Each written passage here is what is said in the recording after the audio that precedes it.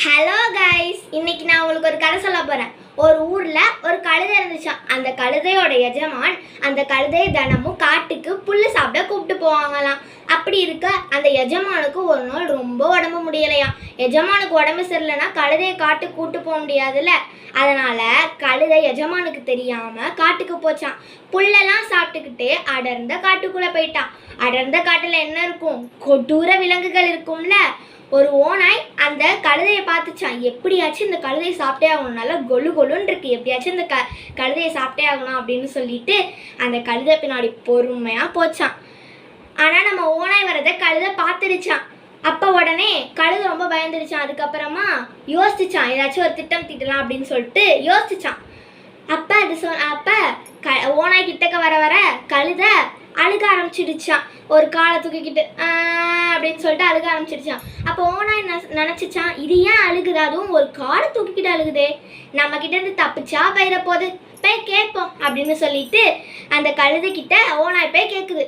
நண்பா, நீ ஏன் அழுகுற, அதுவும் ஒரு காலை தூக்கிக்கிட்டு ஏன் அழுகுற அப்படின்னு சொல்லிட்டு கேட்டதுக்கு நம்ம கழுதை சொன்னிச்சான், நண்பா, என் காலில் ஒரு பெரிய முள்ளு குத்திடுச்சு, வலி தாங்க முடியலை, நீ எனக்கு ஒரு உதவி பண்ணுறியா அப்படின்னு சொல்லிட்டு கேட்டுச்சான்.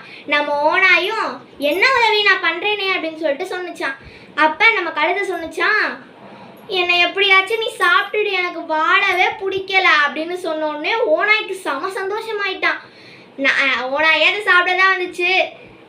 உடனே கழுதையும் அதை சாப்பிட்டுன்னு சொல்லவும் ரொம்ப சந்தோஷமாயி, இந்த உதவியை நான் உனக்கு ரொம்ப சந்தோஷமா செய்வேன் அப்படின்னு சொல்லிட்டு அந்த கழுதையை சாப்பிட வரும்போது கழுதை சொன்னிச்சான், இல்லை ஒரு நிமிஷம், என் காலில் குத்தி இருக்கிற முள்ளு ரொம்ப பெரிய முள்ளு, நீ என்னை சாப்பிட்டனா உன்னோட தொண்டையில் அந்த முள்ளு போய் குத்தி கிழிச்சிரும், அதனால நீ அந்த முள்ளை எடுத்துட்டு சாப்பிட்றது தான் உனக்கு நல்லது அப்படின்னு சொல்லிட்டு கழுதை சொன்னிச்சா. உடனே அந்த ஓனா யோசிச்சான், ஆமாம் இந்த கழுதை சொல்கிறதும் உண்மைதான், சரி உன் காலை காட்டு, நான் அந்த முள்ளை எடுத்துட்டு சாப்பிட்றேன் ஒன்று அப்படின்னு சொல்லிட்டு சொன்னிச்சான்.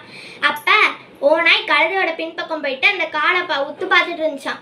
எங்கே முள் இருக்கு அப்படின்னு சொல்லிட்டு பார்த்துட்டு இருந்துச்சான்.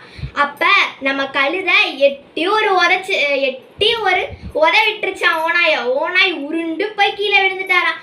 அவர் விழுந்ததில் பல்லெல்லாம் தெரிச்சிடுச்சான்.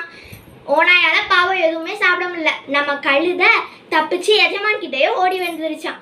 இந்த கதையிலேருந்து நம்ம 2 குறள் தெரிஞ்சுக்கிறோம். அது என்ன குறள் தெரியுமா? முதல் குறள், அறிவு அற்றம் காக்கும் கருவி, செருவார்க்கும் உள்ளளிக்கலாக அரண். அறிவு நம்ம பகைவர்களை அழிக்கிறது மட்டும் இல்லாமல் நம்மளை காக்கவும் செய்யும். இன்னொரு குறள், அறனறிந்து மூத்த அறிவுடையார் கேண்மை, திறனறிந்து தேர்ந்து கொள்ளல். இந்த குறளோட விளக்கம் என்ன தெரியுமா?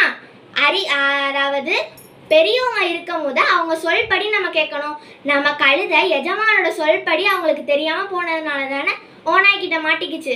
அதனால நம்மளும் நம்ம அம்மா அப்பா கிட்ட கேட்காம எங்கேயும் போகக்கூடாது. நன்றி, வணக்கம்.